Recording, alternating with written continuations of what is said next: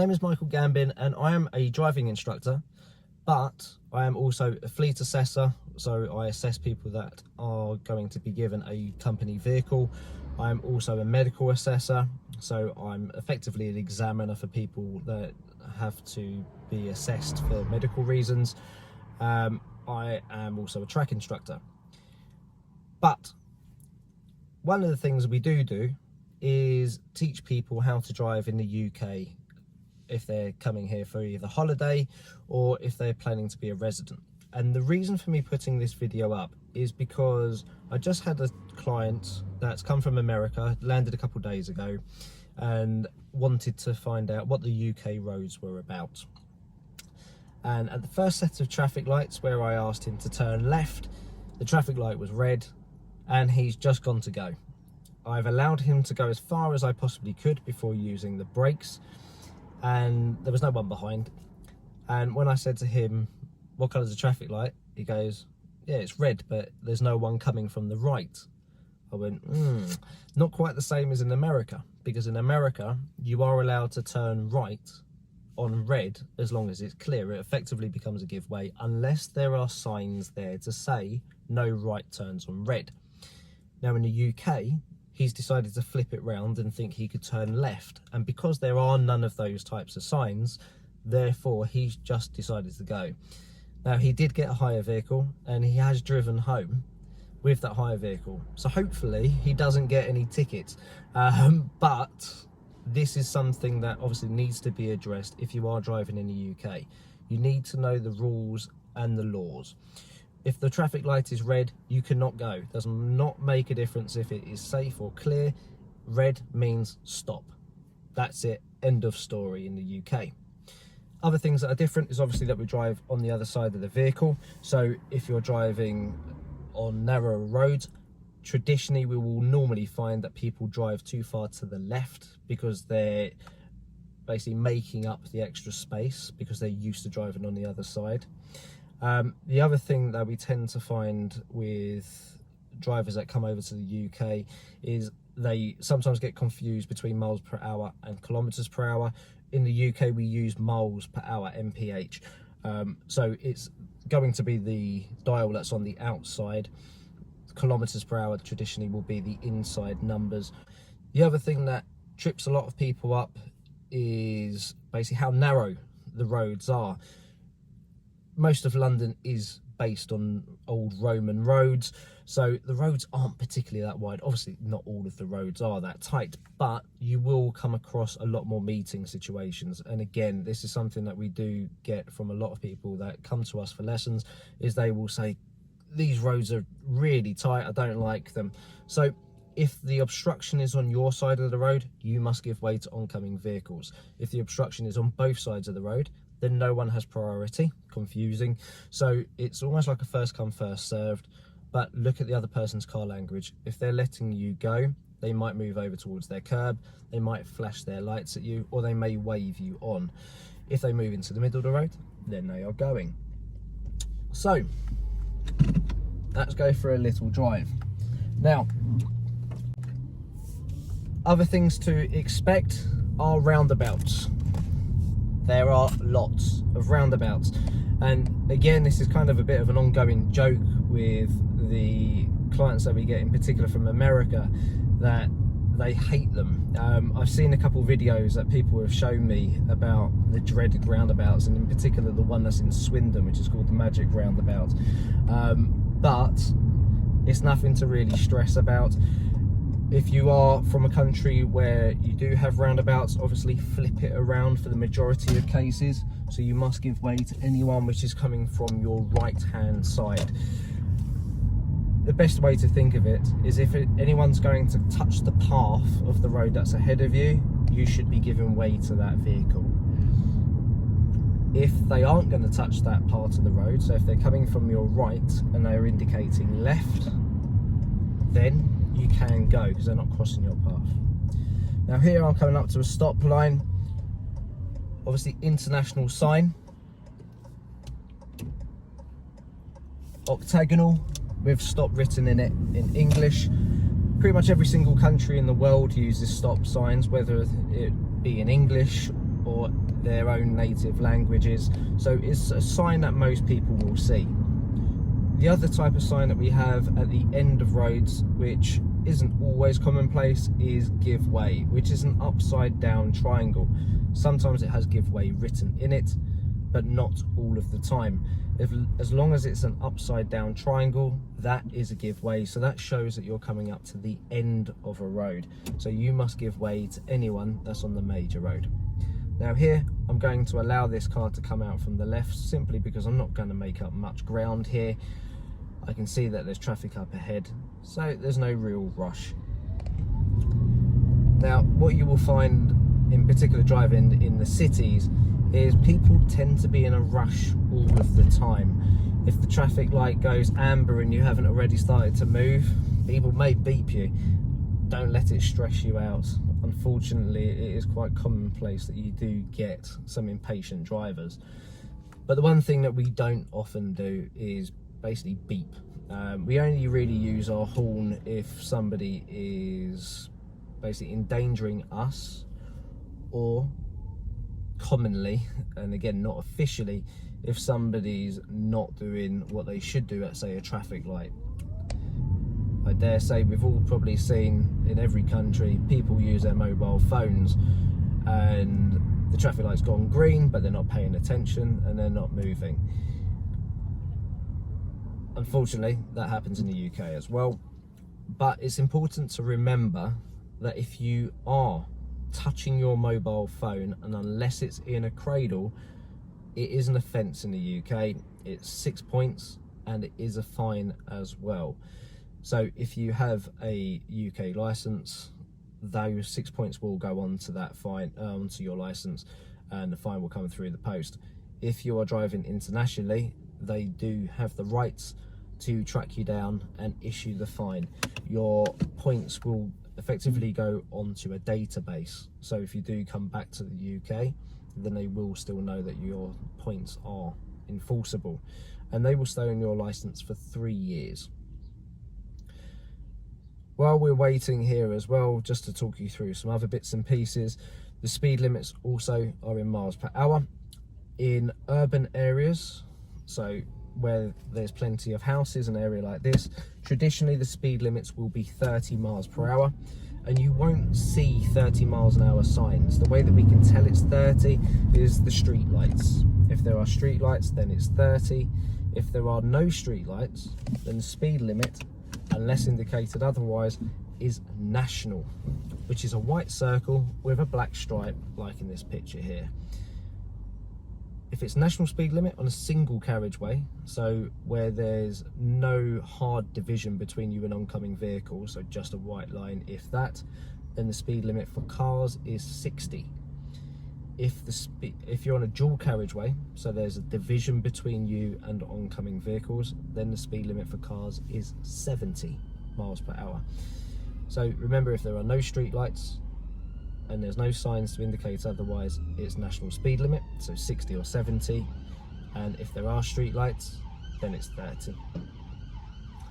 When it comes to emergency service vehicles, again, something that you may come up against. Traditionally, we move over to the left-hand side to allow them to move to overtake us. If you're on a dual carriageway, it's just a case of basically trying to get out of the way. Unfortunately, in the UK, we don't have as an efficient system as they do, say, for instance, in Germany, which is when people automatically move to the right and the left whilst waiting to allow people to come through. Now, as you can see, the Mercedes that is in front of us is doing that typical Mercedes thing of doing what they shouldn't do. So they were in the lane which was dedicated right turn only, but they've gone straight. So expect those types of things to happen. It is definitely not uncommon that people try to jump the queue by going in a lane which is not meant for that direction. Coming up here, temporary traffic lights. So here we've got a set of roadworks and there are temporary traffic lights in place. Now, a lot of the temporary traffic light traffic lights that we have are censored. So you will see normally a sign that will say, when red light shows, wait here. At that point, that's where the sensor is picking up your vehicle. If you stop too early, that sensor will not pick you up, and the traffic light will not ever go to green. So you want to make sure that you're getting close enough to the traffic light that it picks you up. You can see where that little red dot is on the top of the light. That's the sensor. Now, parking wise, you can see people are parked on the road. If you are outside London, then you do park on the pavement in the majority of cases. But again, look at the signs. There will be these rectangular signs dotted around where parking enforcement is different from the norm. So it may say to park entirely on the curb, it might say to park half on the curb, and it might say to park completely off the curb. If that zone has then finished, you will have the same sign but with a diagonal red line which shows that that type of parking is no longer permissible, and then you park in the opposite format, as long as it's not a double yellow line like we have here. Double yellow lines you are not allowed to park on unless you are disabled with a blue badge. Single yellow lines you can park on at certain times of the day and on certain days. These are different depending on the area that you are in, and you will see a sign on the side of the road, normally on a street light, street lamp, or just on a pole, and the times displayed on the days displayed is when you can't park there. Now we're coming up to a roundabout. Just before the roundabout we can see that we have this leaderboard, so that shows that if I wanted to turn left it would be going towards East Barnet and Southgate, and straight for New Southgate, Friar Barnet and Wood Green. You can also see we've got a speed bump road on the right, and then we've got the give way and the blue roundabout sign. Now the blue roundabout sign shows it's a mini roundabout, so we don't have to exit signal on these, but it's not really that much of an issue whether you do or not. The main thing is to give way to your right. So we can see on this occasion there is no one coming from the right hand side, so we can go. The vehicle that's in front of us, you can see again the Mercedes doing the Mercedes thing, was stopped on the zebra crossing. We are not allowed to do that. We should not park on zebra crossings. And it also did the Mercedes thing again, where it turned left without indicating. We should always indicate if we are turning left or turning right.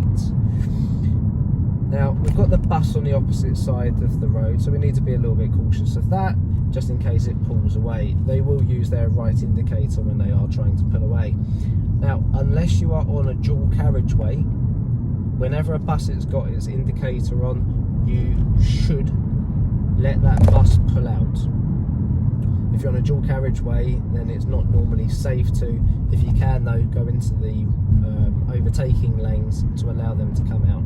But otherwise, traditionally a bus will wait for you on a dual carriageway. As you can see here, again, the road gets a little bit narrow, and we have the oncoming car. And we do tend to try squeezing through if the space is available. I think when I've driven overseas, in particular my family is Italian and I've driven over there, people tend to just move out the way and allow people to get through. People are less in a rush. Again, in the UK, especially in the cities, people are, so squeezing through gaps is not particularly uncommon. But if you don't feel comfortable doing it, then obviously don't. Keep the wing mirrors on your car. Cyclists, we do have a lot of, in particular in the cities again.